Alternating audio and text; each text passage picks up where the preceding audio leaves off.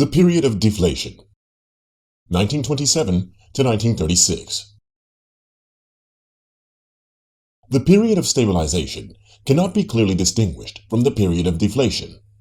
In most countries, the period of deflation began in 1921 and, after about 4 or 5 years, became more rapid in its development, reaching, after 1929, a degree which could be called acute. In the first part of this period, 1921 to 1925, the dangerous economic implications of deflation were concealed by a structure of self-deception, which pretended that a great period of economic progress would be inaugurated as soon as the task of stabilization had been accomplished.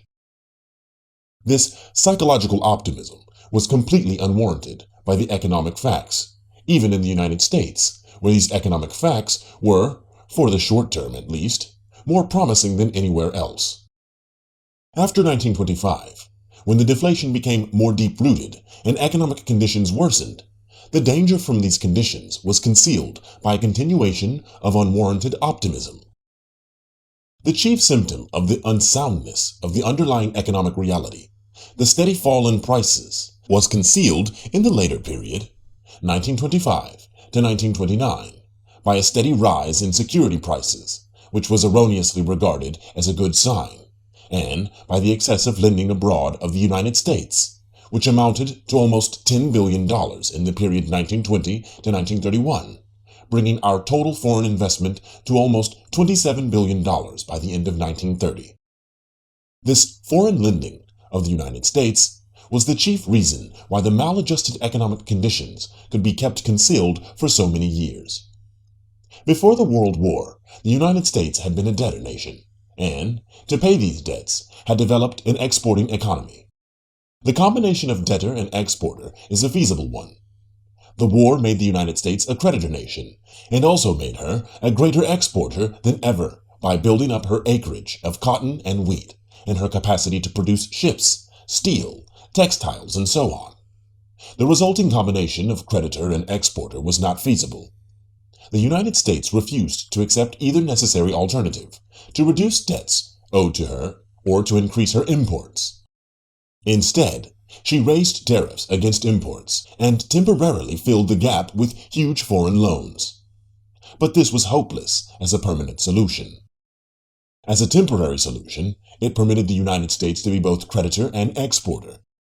It permitted Germany to pay reparations with neither a budgetary surplus nor a favorable balance of trade. It permitted dozens of minor countries to adopt a gold standard they could not hold. It permitted France, Britain, Italy, and others to pay war debts to the United States without sending goods. In a word, it permitted the world to live in a fairyland of self-delusions, remote from economic realities. These realities were characterized by A. Fundamental maladjustments, both economic and financial, which made it impossible for the financial system to function as it had in 1914, and B. The steady devaluation. The fundamental maladjustments were both economic and financial. The economic maladjustments were those which we have already indicated: the industrialization of colonial areas, the overproduction of raw materials and food as a result of wartime high prices, the overexpansion of heavy industry as a result of wartime needs, the obsolescence of much of heavy industry in Europe and in Britain, which made it impossible to compete with newer equipment or to cope with the shifts in consumer demand, and the steadily increasing disadvantage of products of raw materials and food in contrast with producers of industrial goods. To these old factors were added new ones, such as the great increase in productive efficiency in Germany and the United States, the return of Russia and Germany to the European economy about 1924, and the return of Europe to the world economy in the period 1925 to 1927. Many countries sought to resist these factors, both old and new, by adopting political interference with economic life in the form of tariffs, import quotas, export subsidies, and so on. The financial maladjustments served to create an insufficiency of gold and a maldistribution of gold.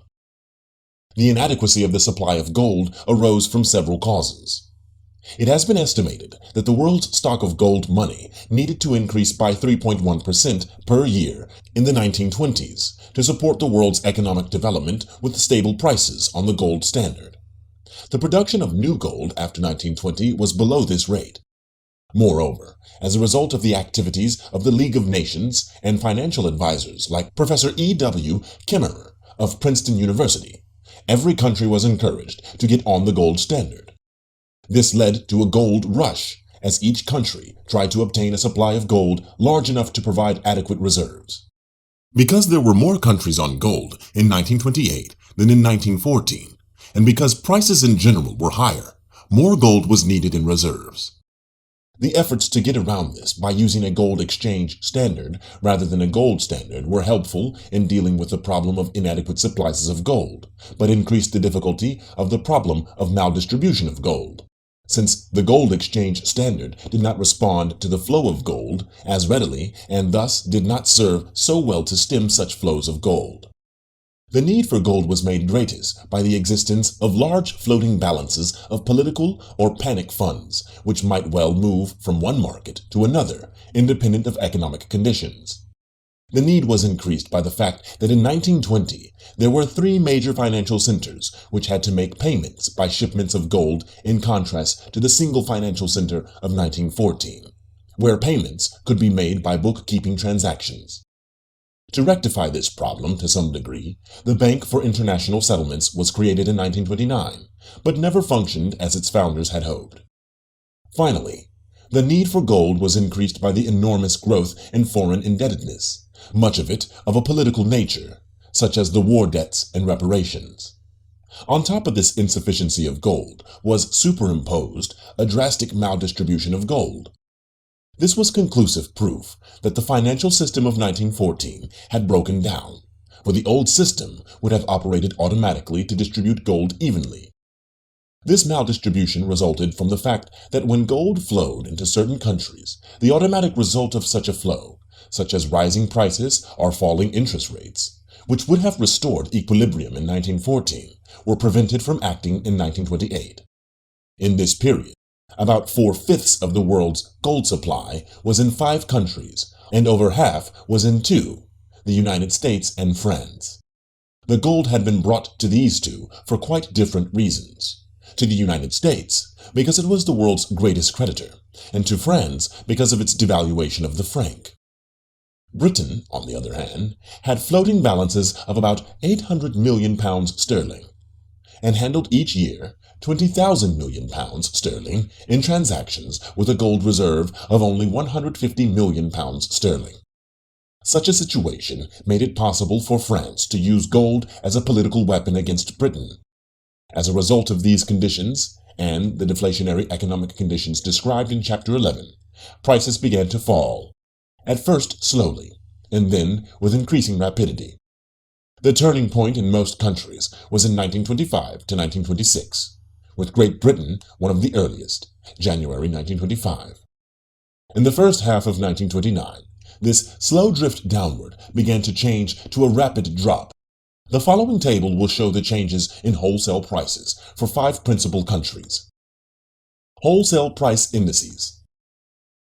1913 equal to 100. Year 1924. United States 141. Britain 166. France 489. Italy 554. Germany 137. Year 1925. United States 148. Britain 159. France 550. Italy 646. Germany 142. Year 1926.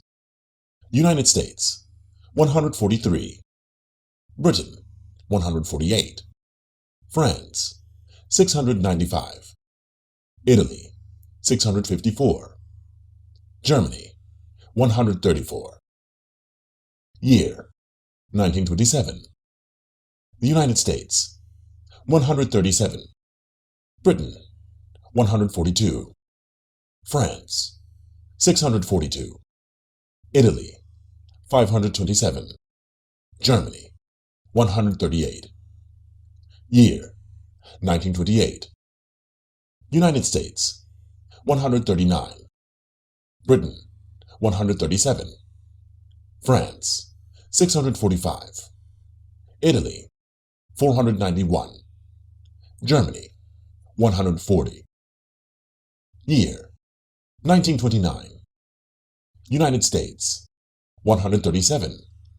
Britain, 120. France, 627. Italy, 481. Germany, 137.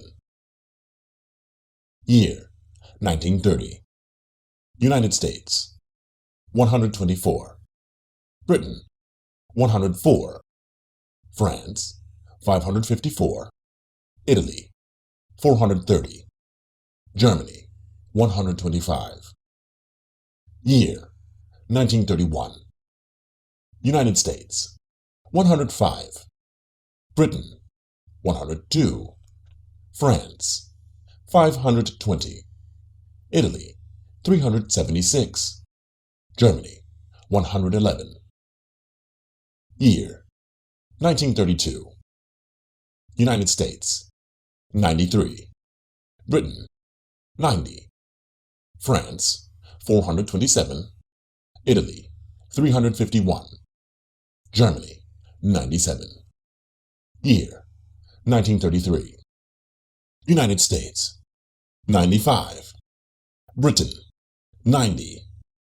France, 398. Italy, 320. Germany, 93. Year, 1934. United States, 108. Britain, 92. France, 376. Italy, 313. Germany, 98. Year, 1935. United States, 115. Britain, 93. France, 339. Italy, 344. Germany, 102. Year, 1936. United States, 116. Britain, 99. France, 411. Italy, 385. Germany, 104. Year, 1937. United States, 124. Britain, 114. France, 581. Italy, 449. Germany, 106. The economic effects of these soft prices after 1925 were adverse, but these effects were concealed for a considerable period because of the various influences, especially the liberal credit policies of the United States, both foreign and domestic, and the optimism engendered by the stock market boom. The facade of prosperity over unsound economic conditions was practically worldwide. Only in France and the United States was it a boom in real wealth. But in the latter, it was by no means as great as one might think from a glance at stock prices. In Britain, the boom appeared in the form of the flotation of new stocks of unsound and fraudulent companies, and a minor stock market boom. About one-third as fast a rise in security prices as in the United States. In Germany and in much of Latin America, the boom was based upon foreign borrowing, chiefly from the United States, the proceeds of which were largely put into non-productive construction. In Italy, held down by the overvaluation of the lira in 1927, the boom was of short duration.